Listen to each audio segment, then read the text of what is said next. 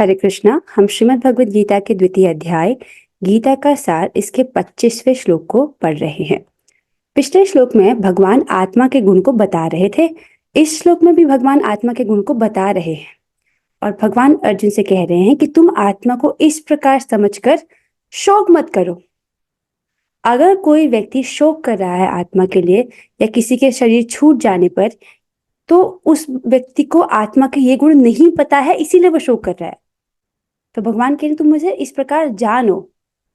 ठीक है, काफी इंटरेस्टिंग श्लोक है।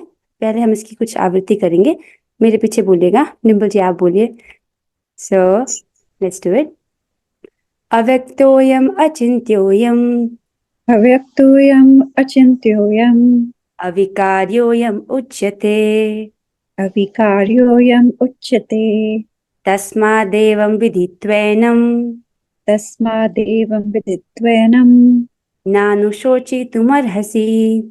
नानुशोचितुमर्हसि। बहुत सुंदर डिम्पल जी। गरिमा जी आप कीजिए।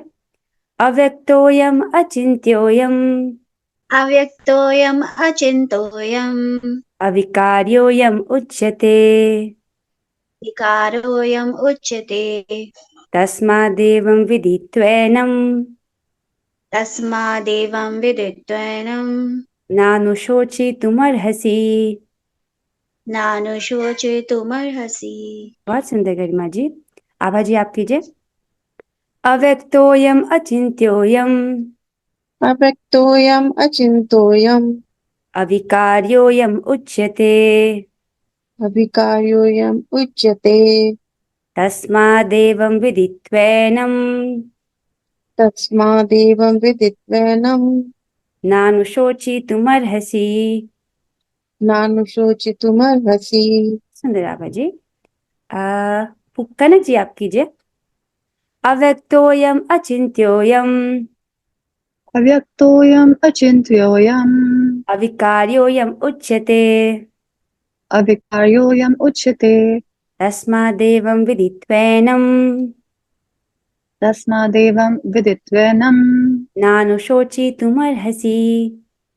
नानुशोचितुमर्हसि। बहुत अच्छे, नानुशोचितुमर्हसि। नानुशोचितुमर्हसि। ठीक है, बहुत अच्छे कनक जी। पूजा जी आप कीजिए। अव्यक्तोऽयम् अचिन्त्योऽयम् अव्यक्तोऽयम् अचिन्तोऽयम् अविकार्योऽयम् उच्यते अविकार्योऽयम् उच्यते तस्मादेवं विदित्वैनं तस्मादेवं विदित्वैनं नानुशोचितुमर्हसि। नानुशोचितुमर्हसि। बहुत सुंदर, बहुत सुंदर। एक और भक्त हमारे बीच में है, दुष्यंत कुमार जी आप भी बोलेंगे। माइक आप ऑन कर लीजिए, आप भी प्रयास कीजिए। अव्यक्तोऽयम् अचिन्त्योऽयम्। अव्यक्तोऽयम् अचिन्त्यम् नाइस। अविकार्योऽयम् उच्यते अविकार्योऽयम् उच्यते तस्मादेवं विदित्वैनं तस्मादेवं विदित्वैनं नानुशोचितुमर्हसि। नानुशोचितुमर्हसि। बहुत अच्छे, आपने पहली बार किया और फिर भी बहुत अच्छा किया। बहुत अच्छे दुष्यंत जी, आप सभी ने बहुत अच्छा किया। इस श्लोक में भगवान क्या कह रहे हैं अब वो जानते हैं। भगवान कह रहे हैं कि आत्मा क्या है, अव्यक्त है, दिखाई नहीं देता है।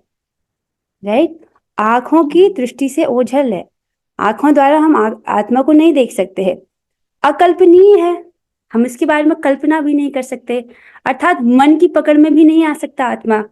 आप हम चिंतन करके आत्मा के बारे में नहीं सोच सकते, क्योंकि भगवान खुद ही कह रहे हैं कैसा है, ये अकल्पनीय है, आप इसकी कल्पना भी नहीं कर सकते हो, तथा अपरिवर्तनीय कहा जाता है। यह आत्मा अव्यक्त, अकल्पनीय तथा अपरिवर्तनीय कहा जाता है, इसमें कोई परिवर्तन नहीं आता। कितनी बड़ी बात है, अर्थात हमारा कभी कोई लॉस नहीं होता। अगर हम शाश्वत रूप से देखें, आत्मा में कुछ घटता बढ़ता नहीं है, आत्मा का कुछ नहीं खोता है, उसमें कोई परिवर्तन नहीं होता है। इसीलिए अर्जुन तुम शोक मत करो। राइट, यह जानकर तुम्हें शरीर के लिए शोक नहीं करना चाहिए, ऐसा भगवान अर्जुन को कह रहे हैं और उस अर्जुन के माध्यम से भगवान हम सबको कह रहे हैं, राइट? आपको कह रहे हैं, मुझे कह रहे हैं, हम सभी को बोल रहे हैं। सो यहाँ पर पहले बोल रहे हैं आत्मा अव्यक्त है। देखिए श्रीमद् भागवतम में एक श्लोक का वर्णन आता है कि जो आत्म तत्व है वो अव्यक्त है, वो दिखाई नहीं देता। इसीलिए जो व्यक्ति है जिनकी बुद्धि सिर्फ गृहस्थी में लगी हुई है, सिर्फ घर में लगी हुई है, अपने परिवार बच्चों में लगी है, उसके पास बात करने के लिए हजारों विषय है, लेकिन जो आत्म तत्व है वो दिखाई नहीं देता, इसीलिए उसके बारे में वो बात नहीं करता, राइट? और इस प्रकार उसकी जो बुद्धि है वो घर परिवार में लगी रहती है, जो उसके बार बार जन्म मृत्यु का कारण है, ठीक है? और ये क्योंकि आत्मा अव्यक्त है, हम इसको नहीं देख सकते, इसलिए हमको उसको भगवान से ठीक ठीक सुनकर समझना है। हमारी इंद्रियों से हम नहीं नहीं देख सकते उसको, राइट? तो भगवान ठीक ठीक बोल रहे हैं, हमको उससे उनके शब्दों से सुनकर से समझना है, ठीक है? इसका तात्पर्य पढ़ते हैं, इंटरेस्टिंग तात्पर्य है। प्रभुपाद जी कह रहे हैं कि जैसा कि पहले कहा जा चुका है, आत्मा इतना सूक्ष्म है कि इसे सर्वाधिक शक्तिशाली सूक्ष्मदर्शी यंत्र से भी नहीं देखा जा सकता। अगर आपके पास बहुत पावरफुल माइक्रोस्कोप हो, उससे भी हम आत्मा को नहीं देख सकते, अतः यह अदृश्य है, राइट? इसका क्या कारण है? क्योंकि हमारी आंख किससे बनी है? पंच तत्वों से बनी है। अग्नि, वायु, पृथ्वी, जल और आकाश, इन 5 तत्वों से बनी है हमारी आंख, राइट? और आत्म तत्व इन 5 तत्वों में से किसी से भी नहीं बना हुआ है, इसलिए हमारी आंखें नहीं देख सकती, नहीं पकड़ सकती उसको, राइट? जहां तक आत्मा के अस्तित्व का संबंध है, श्रुति के प्रमाण के अतिरिक्त अन्य किसी प्रयोग द्वारा इसके अस्तित्व को सिद्ध नहीं किया जा सकता, राइट? हम इसको अपनी ऑब्जर्वेशन पे, अगर सोचिए हम ढूंढने निकले आत्मा कहाँ है, तो हम नहीं पकड़ सकते उसको, ना किसी माइक्रोस्कोप्स के नीचे वो ऑब्जर्वेशन में आ सकता है, राइट? किसी भी अगर हमारे पास सर्वाधिक शक्तिशाली सूक्ष्मदर्शी यंत्र क्यों ना हो, उससे भी हम आत्मा को नहीं देख सकते। तो एकमात्र प्रमाण हमारे पास क्या है? श्रुति शास्त्र, अर्थात वेद, राइट? उस प्रमाण के अतिरिक्त अन्य किसी प्रयोग द्वारा इसके अस्तित्व को हम सिद्ध नहीं कर सकते हैं। तो हमको वेद से सुनकर इसको स्वीकार करना है, राइट? क्योंकि जो शास्त्र हैं, जो वेद हैं, ये भगवान के श्वास से प्रकट हुए हैं। जब मनुष्य कोई कार्य करता है तो उसमें त्रुटि अवश्य होती है, लेकिन कोई अगर भगवान उसे कर रहे हैं तो वो परफेक्ट है, उसमें कोई गलती नहीं है। जैसे इसको देखिए, भगवान ने ये जो सृष्टि बनाई, हमारा ब्रह्मांड ही देख लीजिए, पृथ्वी और सूर्य, राइट? पृथ्वी एग्जैक्ट इतने डिस्टेंस में है कि अगर थोड़ा सा सूर्य के और करीब होती तो इतनी गर्मी होती कि हम सहन नहीं कर पाते, और थोड़ा सा और दूर होती तो इतना ठंड होता तो कि हम लोग जम के मर जाते। आप समझ रहे हैं? ही लाइक भगवान इतने बुद्धिमान है, इतने प्रिसाइसली उन्होंने इस यूनिवर्स को बनाया है, isn't it? So, तो हमको भगवान से सुनना है क्योंकि उनका ज्ञान परफेक्ट है, राइट? और उसको वैसे स्वीकारना है। और शास्त्रों में जो बोला गया है उस पर, शास्त्र के वचनों पर विश्वास, इसी को श्रद्धा कहते हैं, और यही पहला स्टेप है। अब भगवान इसको 9वें अध्याय में बोलते हैं, परम गुह्य ज्ञान में, कि अगर किसी व्यक्ति के पास श्रद्धा नहीं है, अर्जुन को समझाते हैं कि अगर व्यक्ति के पास श्रद्धा नहीं है तो उसकी क्या गति होती है? उसकी यह गति होती है कि वो बार बार जन्म मृत्यु के चक्र में पड़ा ही रहता है, राइट? क्योंकि शास्त्र पे उसको विश्वास ही नहीं है, तो जिस चीज के बारे में विश्वास ही नहीं है उसको क्यों करेगा? अगर किसी चीज में व्यक्ति डाउट कर रहा है तो उसको क्यों करेगा? वो तो शास्त्र की बात फॉलो ही नहीं करेगा, और रिजल्ट क्या मिलेगा? बार बार जन्म मृत्यु के चक्र में फंसा ही रहेगा, दुख भोगता ही जाएगा, ठीक है? आप ये देखेंगे कि जैसे जैसे आप भक्ति कर रहे हैं, आपका जो व्यवहारिक जीवन है वो भी सहज हो जाता है। आप ये देखना, आप भक्ति करोगे तो आपका जो मटेरियल लाइफ पे वो भी बहुत आसान हो जाती है, राइट? हमें इस सत्य को स्वीकार करना पड़ता है, क्योंकि अनुभव गम्य सत्य होते हुए भी आत्मा के अस्तित्व को समझने के लिए कोई अन्य साधन नहीं है, राइट? देखिए, आप अनुभव कर रहे हैं कि आपके शरीर में चेतना है, आप जान रहे हो, अगर मैं यहाँ पिंच करते हो, यू कैन फील इट, अगर आप अपने हाथ को पिंच करो, आप जान रहे हो कि आप हो, राइट? कोई मृत व्यक्ति है तो उसमें आत्मा नहीं है, आप ये भी जान रहे हो, राइट? अनुभव गम्य है आत्मा, राइट? तो मैं बात कर रही हूँ क्योंकि मैं इस शरीर में अभी हूँ, राइट। मृत शरीर में क्या होगा, वो बोल नहीं सकता है, उसमें आत्मा नहीं है। तो अनुभव गम्य सत्य होते हुए भी, राइट, अनुभव है, उसके बाद भी इसके अस्तित्व को समझने के लिए कोई अन्य साधन नहीं है। साधन से हम इसके अस्तित्व को नहीं समझ सकते। हमारे पास एकमात्र जो साधन है वो क्या है, हमको श्रुति के वाक्यों को सुनकर समझना होगा। भगवान जो कह रहे हैं उनको सुनकर स्वीकार करना है। ठीक है, ये इसको ठीक ठीक समझने का तरीका है। अभी यहाँ पर कुछ सोचिए आप, देखें, जैसे भगवान कह रहे हैं ना, अच्छेद्योयम अदायोयम अक्लेद्यो शोष एव च नित्य सर्वगतः स्थाणुर अचलोयम सनातना। मतलब ऐसा क्या है जिसको काटा नहीं जा सकता, सुखाया नहीं जा सकता? ये चीज हमको सोचनी है। देखो, ऐसा क्या है जिसको सुखाया नहीं जा सकता? क्या नहीं सुखा सकते हम? आग को नहीं सुखा सकते, जल को तो सुखा सकते हैं, राइट। तो जल तत्व तो नहीं है, राइट। सो सोचना पड़ेगा। जो बात भगवान एक एक बात बोल रहे हैं ना, वो खंडन कर रहे हैं। जो भी चीज हम अपने आसपास देख रहे हैं उसमें से नहीं है। मान लीजिए अगर आप सोचो कि आत्मा दूध जैसा होती है, तो दूध को तो हम सुखा सकते हैं, उसको जला सकते हैं, राइट। सो पृथ्वी को हम खंड खंड कर सकते हैं, राइट। वो क्या है, ऐसा क्या है जो कभी भी किसी शस्त्र द्वारा खंड खंड नहीं किया जा सकता? सोचो सोचो अपने दिमाग से, राइट। अगर हम कोई भी चीज की वस्तु की धारणा करते हैं, मान लो पृथ्वी तत्व, मान लो पेड़ पत्थर, ये सब, या कोई मेटल हथियार या लोहा, वो सब खंड खंड किया जा सकता है, वो नहीं है। अग्नि द्वारा उसको जलाया नहीं जा सकता, तो फिर क्या नहीं है वो? सोचो इसके बारे में। जल से वो भिगाया नहीं जा सकता, जल उसको भिगा नहीं सकता, तो क्या नहीं है वो, राइट। कोई कपड़ा तो नहीं है। वायु को खंड खंड नहीं कर सकते। वायु, हाँ देखो, वायु खंड खंड नहीं कर सकते, इसको हम भिगा भी नहीं सकते, राइट। चलो वायु आ रहा है अभी, उसके बाद लेकिन हम इसको अग्नि द्वारा प्रभावित तो कर सकते हैं ना। वायु जो है गर्म हो जाती है ना, हॉट एयर बलून में, तो अग्नि इसके अंदर व्याप्त हो जाती है, अग्नि इसको प्रभावित करती है, लेकिन आत्मा इनसे अप्रभावित रहता है, इन सभी चीजों से, राइट। तो और जल क्या है, इसको हम सुखा सकते हैं, जल को, अग्नि को बुझा सकते हैं जल से, पृथ्वी को खंड खंड कर सकते हैं। अब आकाश, कहीं आकाश तो नहीं है, राइट। लेकिन फिर भगवान कहते हैं कि ये शाश्वत, कि जो शाश्वत सर्वव्यापी अविकारी और स्थिर शाश्वत आकाश शाश्वत नहीं है।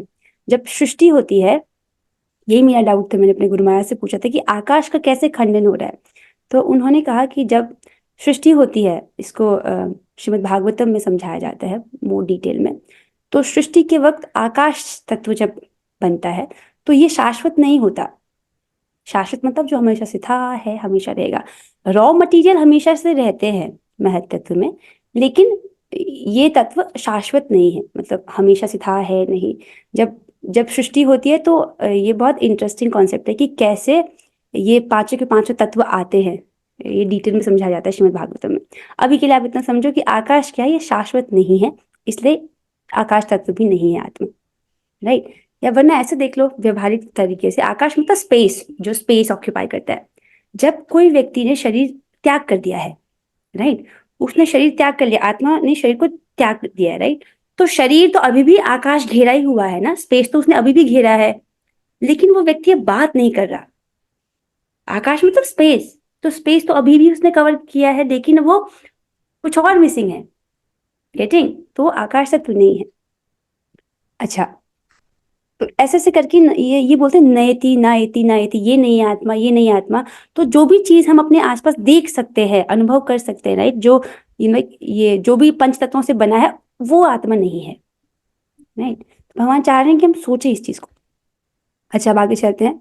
हमें अनेक बातें केवल उच्च प्रमाणों के आधार पर माननी पड़ती हैं, राइट। बहुत सारी बातें, जैसे शास्त्र में जो बातें बोली जा रही है ना, हम उसको उसको कैसे हम उसको जैसे आत्मा है, अभी कैसे इसको अप्रूव करोगे?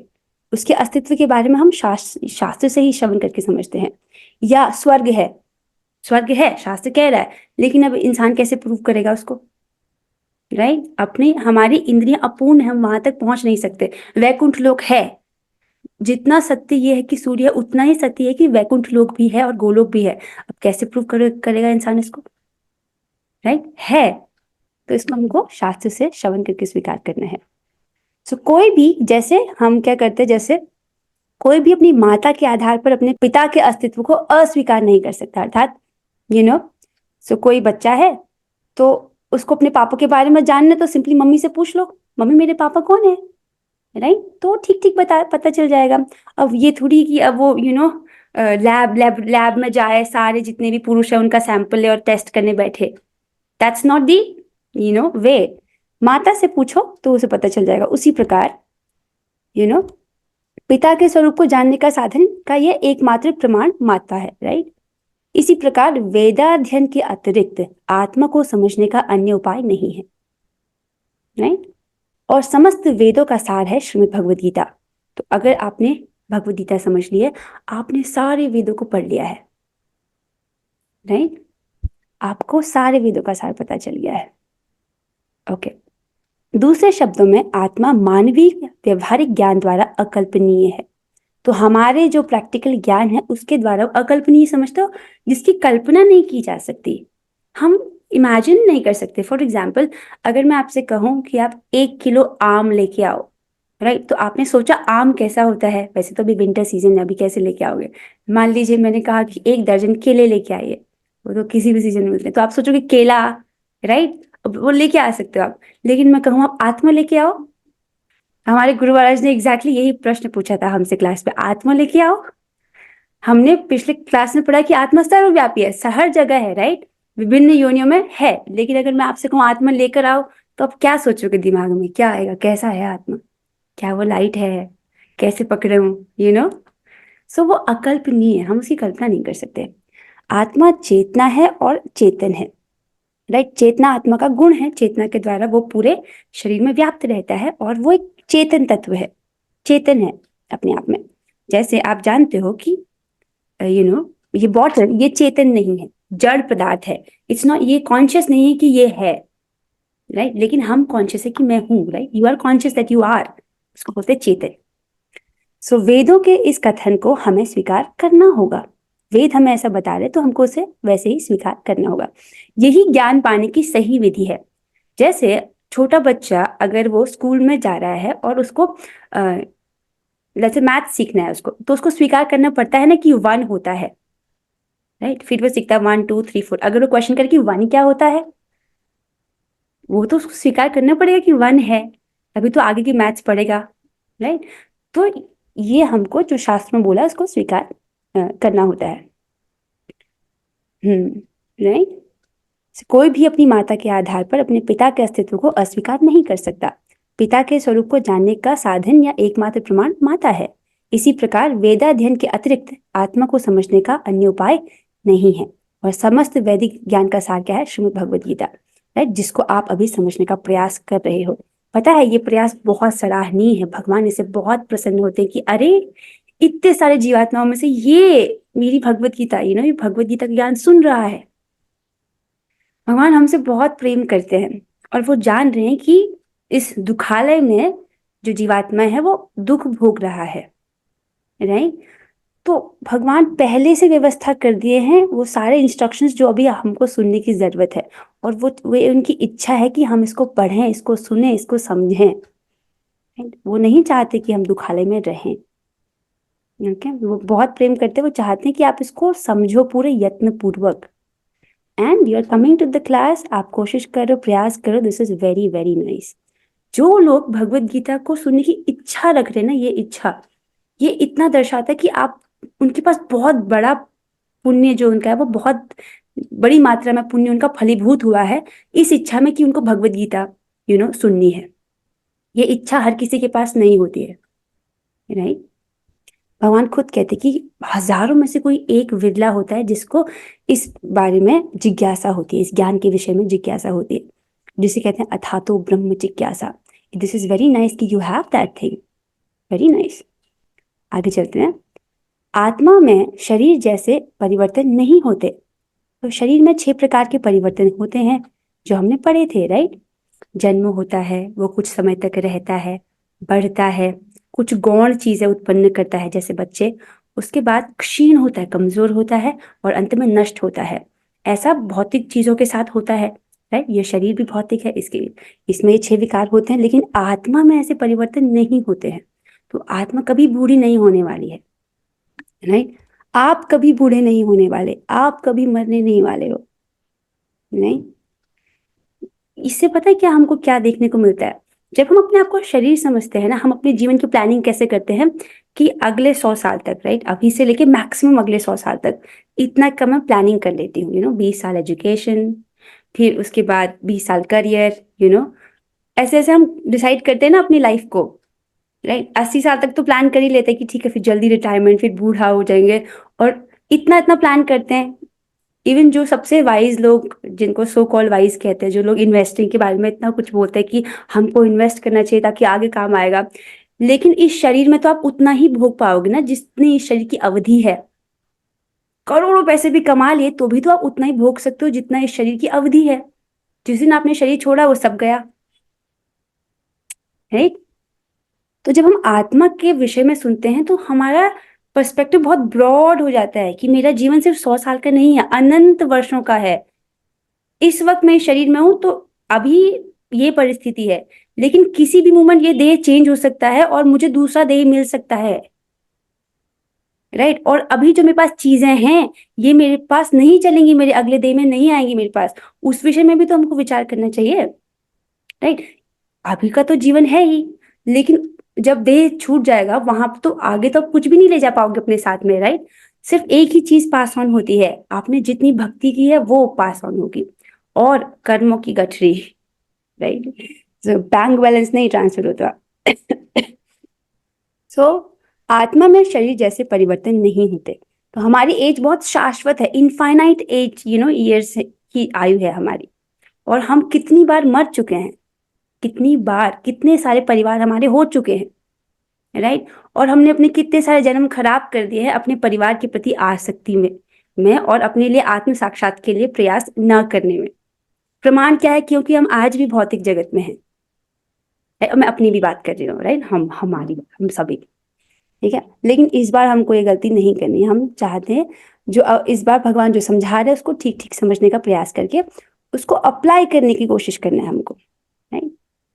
सो मूलतः अविकारी रहते हुए आत्मा अनंत परमात्मा की तुलना में अनुरूप है। अब अभी तक आपको आत्मा के गुण बताए जा रहे हैं। देखिए, इन सब का प्रयोजन ये है कि अगर आप आत्म तत्व को समझ गए तब आप परमात्मा को भी समझ जाएंगे, राइट। क्योंकि क्वालिटी के टर्म्स में दोनों सेम है, ठीक है। तो अभी तक आत्मा के गुण बताए आपको, राइट। लेकिन अब क्या कह रहे हैं कि ये अविकारी है, इसमें कोई विकार नहीं आते, फिर भी अनंत परमात्मा की तुलना में आत्मा अनुरूप है, आत्मा अंश है, राइट। आत्मा और परमात्मा क्या है? अनंत है। और अणु आत्मा क्या है? अति सूक्ष्म है। इधर आइए, देखिए इस चित्र को। परमात्मा अनंत है और आत्मा, जीवात्मा कैसा है? अंश है, राइट। ये जितनी भी भौतिक देह आपको दिख रहे हैं ये सभी जीवात्मा है, राइट। इनके हृदय में जीवात्मा है और परमात्मा है, राइट। तो आत्मा कभी भी, अतः अति सूक्ष्म आत्मा अविकारी होने के कारण अनंत आत्मा भगवान के तुल्य नहीं हो सकता, राइट। और दो क्वालिटी में सेम है, लेकिन कभी भी आत्मा भगवान के बराबर नहीं हो सकता है, राइट। ये तो बहुत ही नॉर्मल सी बात लग रही है ना, आप समझ रहे हो ना इसको, कि आत्मा कभी भी भगवान के बराबर नहीं हो सकता। लेकिन ऐसे ऐसे भी संप्रदाय हैं जो इस भ्रम में चलते हैं कि आज आत्मा है, तपस्या करेंगे और उसके बाद भगवान बन जाएंगे, जबकि like this is like such a normal, like common sense. आत्मा कभी भी भगवान नहीं बन सकता है, राइट। जिसने एक भी थोड़ा सा भी गीता क्लास सुनी है वो इसको स्पष्ट तरीके से समझता है। एक मिनट, हाँ, गीता क्लास, वो भी प्रामाणिक रूप से। ऐसे बहुत सारे लोग गीता सुन रहे हैं जो कि गीता की गलत व्याख्या है, वो नहीं सुनना है। जैसे अगर आपको टेस्ट चेक करना हो कि ये प्रामाणिक गीता है कि नहीं है, तो आप 3 चीजें पूछते हो: संबंध, अभिधेय और प्रयोजन। अगर ये 3 चीजें आपको ठीक ठीक पता चल जाए, इसका मतलब आप प्रामाणिक गीता सुन रहे हो। एक बार मैं आप लोगों को टेस्ट करना चाहती हूँ कि आप लोगों को समझ आए संबंध, अभिधेय और प्रयोजन है क्या चीज, just to test you, okay. So संबंध ज्ञान क्या है? आप हाथ खड़ा करो तो मैं पूछती हूँ, क्या है संबंध ज्ञान? कोई बताएगा? हमारा भगवान से, परमात्मा से क्या संबंध है? हाँ, हमारा भगवान के साथ क्या संबंध है? क्या संबंध है हमारा भगवान के साथ? हम उनके सेवक हैं। हाँ, यस, भगवान स्वामी है, हम उनके सेवक हैं। वेरी गुड अभय जी, ये है संबंध ज्ञान, राइट। कृष्ण भगवान है और जीवात्मा उनका नित्य दास है, हम उनके सेवक हैं। Very good answer. दूसरा था संबंध, अभिधेय और प्रयोजन। तो प्रयोजन अर्थात लक्ष्य, जीवात्मा का लक्ष्य क्या है, ये कौन बताएगा? प्रयोजन तत्व क्या है? गोलोक की प्राप्ति। क्या है? गोलोक की प्राप्ति, गोलोक में जाना है, उनके साथ रहना है, उनके साथ आनंद ऐसे है। स्वीट। हमारा प्रयोजन है कृष्ण का प्रेम प्राप्त करना। देखिए, हम धाम में चले जाएंगे, लेकिन अगर हमको प्रेम नहीं प्राप्त हो तो क्या करेंगे उधर? वहां जाके तो प्रेम होगा ही ना, जब हम उनके धाम जाएंगे, इसका मतलब कि हम उनके प्रिय हैं, तो तभी शुद्ध तो वो हमें भक्ति नित्य है। जीवन में प्रवेश करवाएंगे। लेकिन हमारा जो प्रयोजन है वो है भगवान का प्रेम प्राप्त करना। देखिए, प्रेम प्राप्त। धाम में जाने के लिए आप शरीर त्याग के जाता है जीवात्मा, लेकिन प्रेम उसको इसी वक्त इसी शरीर में प्राप्त हो जाता है। हाँ, ऐसे इस नहीं कि शरीर में वहां जाके उसको सुख मिलेगा, नहीं, भक्ति करते करते उसको सुख मिलता है। मिलने लगता है। Right, right. प्रेम करना तो सब प्रसन्नता रहती है, अंदर से प्रसन्न रहता है, मन खुश रहता है, मतलब, और उन्हीं का चिंतन चलता है शरीर, मतलब जो भी उन्होंने हमें जी मस्तिष्क दिया है, हृदय दिया है, उसमें उनका बराबर चिंतन चलता है। जी हम जी। उनके निकट और निकट बढ़ना चाहते हैं। हाँ जी, हाँ जी, एग्जैक्टली। सो क्या प्रयोजन तत्व है? भगवान का प्रेम प्राप्त करना है। राइट, प्रेम प्राप्त करने के लिए शरीर त्याग करने की जरूरत नहीं पड़ती है। अब भक्ति करते करते प्रेम के लेवल तक एक लेवल आता है प्रेम का। अभी हुआ संबंध, अभिधेय, प्रयोजन। संबंध ज्ञान बता दिया आभा जी ने, प्रयोजन ज्ञान भी हमको पता चल गया। अब क्या है? अभिधेय। अभिधेय अर्थात वो साधन जिसके द्वारा हम अपना लक्ष्य प्राप्त करते हैं। ये कौन बताएगा? संबंध, अभिधेय, प्रयोजन। अभिधेय किसी को याद है? भजन। कनक जी, हाँ बताओ, कनक जी आप बताओ। भक्ति योग और अपने आप को सरेंडर कर देना कृष्ण जी को। हाँ, यस, ये भगवान की प्रेमा भक्ति। भक्ति में हम यही करते हैं, सबसे पहले शरणागति होती है, सरेंडर कर। राइट। भगवान की प्रेमा भक्ति करना, ये क्या है? हमारा अभिधेय है। तो ये तीन चीज है, अगर आपने ठीक ठीक पता कर ली तो आप जहां से भी सुन रहे हो वो प्रमाणिक गीता है। अगर इन तीनों के अलावा आंसर कुछ और है तो इसका मतलब वो प्रमाणिक गीता नहीं है, उसको तुरंत उसी वक्त छोड़ देना चाहिए। ठीक है, क्योंकि गलत सुनने से हमारा सबसे बड़ा नुकसान होता है, राइट। अगर सिद्धांत गलत समझ जाएंगे तो हमारे जन्म जन्मांतर खराब हो जाते हैं। अच्छा, नाउ कमिंग बैक। सो परमात्मा अनंत है और अणु आत्मा अति सूक्ष्म है, अतः अति सूक्ष्म आत्मा अविकारी होने के कारण अनंत आत्मा भगवान के तुल्य नहीं हो सकता है, राइट। जो आत्मा है वो भगवान के तुल्य नहीं हो सकता, आत्मा बहुत सूक्ष्म है, भगवान का अंश है। यही भाव, यही बात, सिर्फ यही बात, कौन सी बात? कि आत्मा भगवान का अंश है और आत्मा कभी भगवान नहीं बन सकता। ये बहुत सिंपल सी बात है, आप इसको सहजता से स्वीकार करो, लेकिन यही बात बहुत सारे लोग नहीं समझ पाते हैं। इसीलिए यही भाव वेदों में भिन्न भिन्न प्रकार से आत्मा के स्थायित्व की पुष्टि करने के लिए दोहराया जाता है। इसी बात को बार बार समझाया जाता है।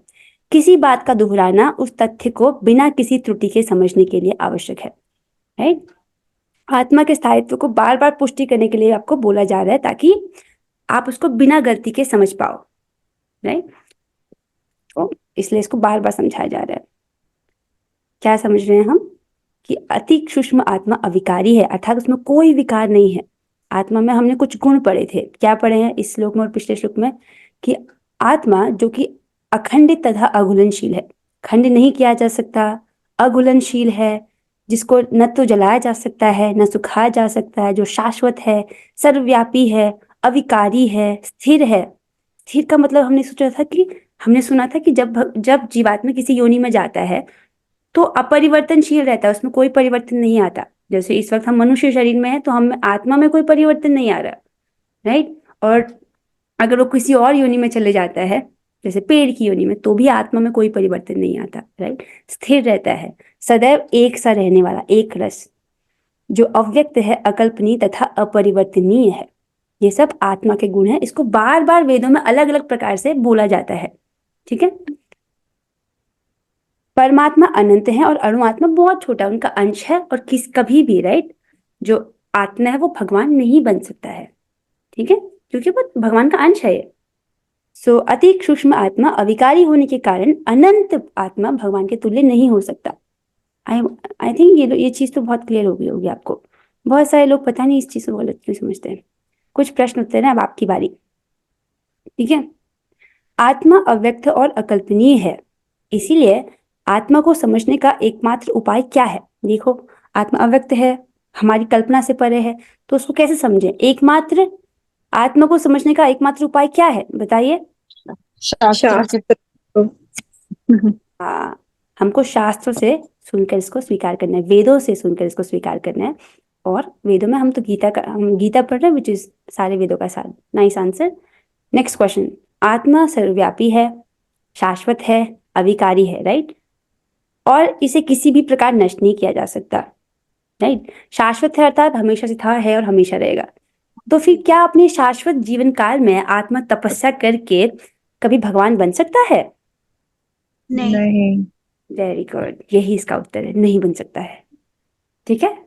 हम आत्मा को हमेशा आश्रय चाहिए। देखिए, जीवात्मा के पास हमेशा चॉइस होती है, हमको एक फ्री विल दिया है भगवान ने, राइट?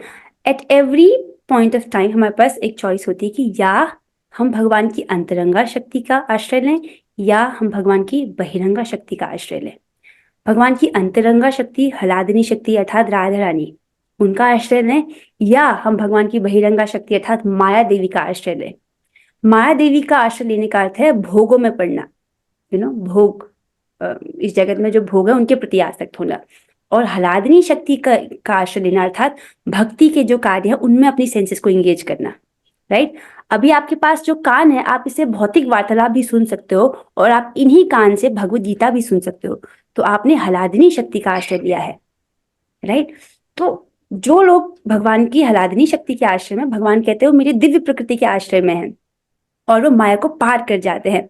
उसी प्रकार, जिस प्रकार से जैसे जो गौ का खुर होता है ना, राइट? गौ का खुर में जितना पानी अटकता है उसको कितनी आसानी से व्यक्ति पार कर जाता है। उसी प्रकार जो भगवान के जो हलादिनी शक्ति का आश्रय लेते हैं बहुत आसानी से माया को तर जाते हैं। हमको माया से हम ऐसे द्वंद्व युद्ध में जीत नहीं सकते, हमको भगवान की कृपा चाहिए, राइट? और वो कैसे प्राप्त होती है? भक्ति करके। और भगवान के तो बहुत सिंपल इंस्ट्रक्शन है, 4 इंस्ट्रक्शन है। भगवान हमसे यही 4 चीजें चाहते हैं। सदैव मेरा चिंतन करो अर्थात सदैव भगवान का चिंतन करो, मुझे नमस्कार करो, राइट? भगवान की पूजा करो, और चौथा क्या था? मेरे भक्त बनो। हाँ, सदैव भगवान का चिंतन करो, मेरे भक्त बनो, मेरी पूजा करो, मुझे नमस्कार करो। इस प्रकार तुम निश्चित रूप से मेरे पास आओगे क्योंकि तुम मेरे परम प्रिय मित्र हो। तो ये 4 इंस्ट्रक्शन हमको इसको हर दिन करना है। You have to, it's like a checklist, right? और इनडायरेक्टली भगवान कह रहे हैं कि मुझसे प्रेम करो। प्रेम करो। 4 चीजें होंगी तो प्रेम अपने आप जागृत हो ही यस यस, सदैव हम किसके बारे में हमेशा सोचते रहते हैं? खाते वक्त, सोचते वक्त, सोते वक्त, बैठते वक्त, जिससे हम प्यार करते हैं। देखो, भगवान के पास सब कुछ है, फिर भी वो आपसे प्रेम मांग रहे हैं, राइट? कह रहे मुझको प्यार करो। So his style is different.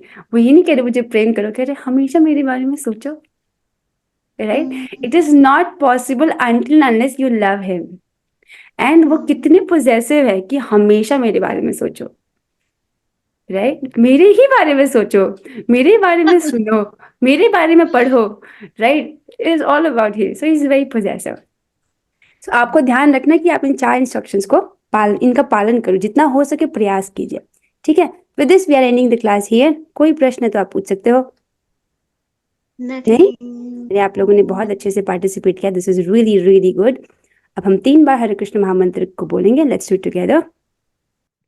हरे कृष्ण कृष्णा हरे कृष्णा कृष्ण कृष्ण कृष्ण हरे हरे हरे राम राम राम हरे हरे हरे कृष्ण हरे कृष्ण हरे राम कृष्ण राम राम हरे हरे हरे राम राम हरे हरे कृष्ण कृष्ण कृष्ण हरे हरे राम राम हरे हरे। राम राम हरे हरे श्रीमद् भगवद गीता की जय। जय जय। ऑल जय। हरे कृष्णा।